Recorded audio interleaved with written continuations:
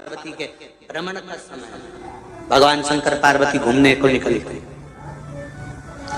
इसलिए हमारा सनातन धर्म कहता है शाम के समय पर माताओं को झाड़ू नहीं लगाना चाहिए, शाम के समय पर माताओं को चूड़ी बिछिया नहीं बदलना चाहिए, शाम के समय पर माताओं को मांग में सिंदूरा नहीं भरना चाहिए, शाम के समय पर माताओं को बाल नहीं बांधना चाहिए, शाम के समय पर माताओं को चौखट पर नहीं बैठना चाहिए। उसका कारण क्या है? क्योंकि पार्वती जी ने भगवान भोलेनाथ जी से कहा था कि तुम मुझे रोज शाम के समय प्रदोष काल में भ्रमण के लिए लेकर जाते हो, मेरे लिए आज्ञा क्या है? शंकर भगवान ने कहा सुनो पार्वती, मंदिर के अंदर नंदी रहता है, जाने वाला यात्री जब मंदिर में मेरा दर्शन करने आता है तो नंदी के कानों में कहकर जाता है कि शिव जी को मेरे यहाँ लेकर आना। मैं नंदी के अनुसार उनके घर जाता हूँ, मेरा काम है उनका कल्याण करना और तेरा काम है उनके घर की नारी को अखंड सौभाग्यवती का वर प्रदान करना, ये तेरा काम। तब पार्वती माता ने कहा अखंड सौभाग्यवती होने का वर मैं तो दे दूंगी, पर उस समय पर माताएं चूड़ी बदल रही होगी, हाथ से चूड़ी निकाल रही होगी तो मैं वर कैसे दे सकती हूँ? मांग भर रही होगी तो मैं वर कैसे दे सकती हूँ? उस समय पर चूड़ी बिछिया बदला जा रहा होगा तो मैं वर कैसे दे सकती हूँ? उस समय पर झाड़ू लग रही होगी तो मैं लक्ष्मी को वहां कैसे भेज सकती हूँ? आप बताओ। तो शंकर भगवान ने कहा प्रदोष का समय एक ऐसा समय होता है, शाम का समय ऐसा होता है जिस समय पर केवल शंकर और पार्वती की आराधना का समय होता है।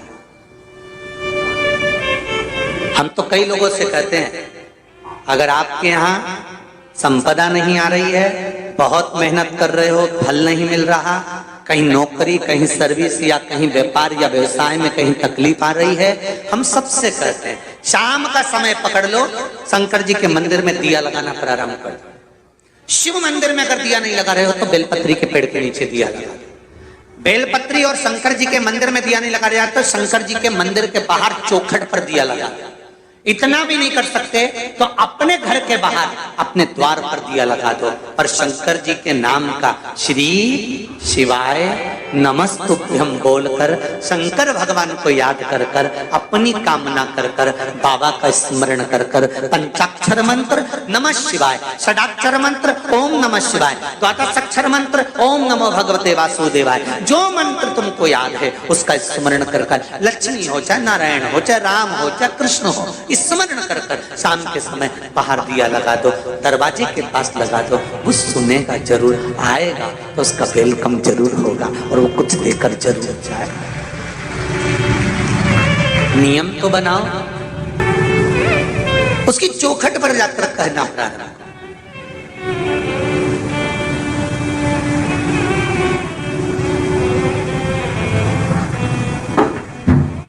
बृहस्पति महाराज ने कहा कि शाम का समय जो प्रदोष का समय होता है उस समय पर इंद्रदेव तुम शंकर जी की आराधना करो। शिव आराधना से शंकर जी जो मार्ग प्रशस्त करेंगे, शिव आराधना से जो शंकर जी कहेंगे वो तुम करना।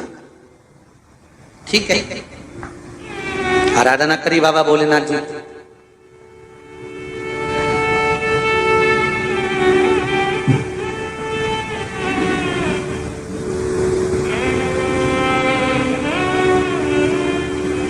मालूम नहीं था इंद्रदेव को।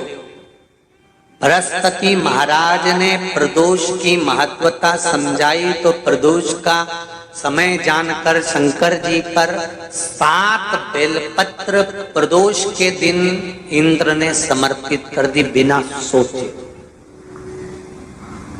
कितनी बेलपत्र? 7।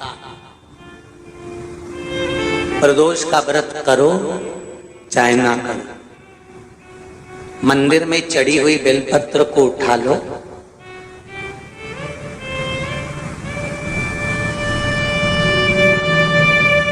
बेलपत्र का ब्रह्म कमल बना लो,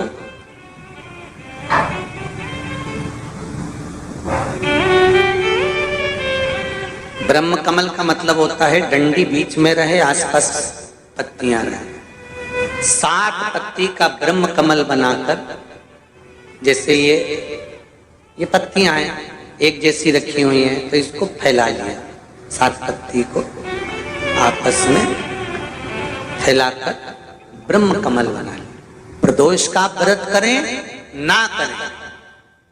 जरूरी नहीं है कि वृक्ष से ही पत्ती लेकर आओगे तो ही शंकर जी को चढ़ाओगे। शिव जी पे से चढ़ी हुई उठाकर धोकर ब्रह्म कमल बनाकर बाबा से विनय कर कर, हे प्रभु आज मैं इस काम के लिए जा रहा हूं, बाबा मेरा यह कार्य है, बोलकर श्री शिवाय नमस्तुभ्यम बोलकर शिवलिंग पर समर्पित कर दो।